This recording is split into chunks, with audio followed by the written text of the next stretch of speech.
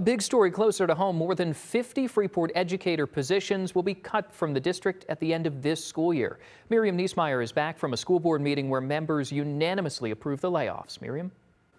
Daniel, emotions were high inside that meeting tonight as educators and parents packed the room ahead of the vote. Teachers tell me the cuts will impact students in the long run.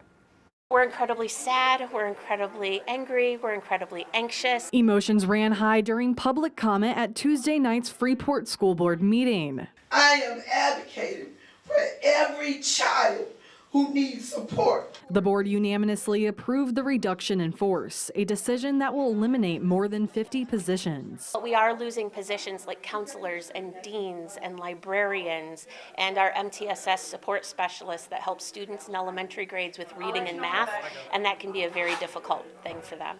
Following Tuesday's vote, staff will receive this letter in the mail, letting them know that their position has been cut.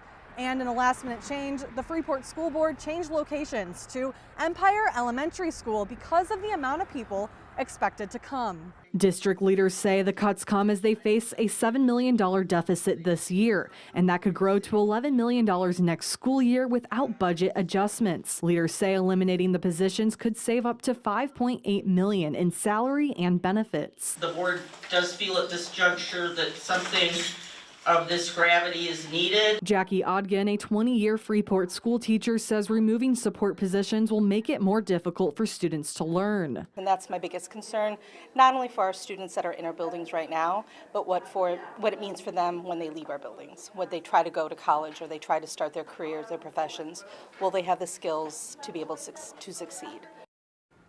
An expedited recall process is in place, which would allow some staff to apply for open positions based on seniority and qualifications. Staff will be laid off as early as May 29th, but no later than June 30th of this year.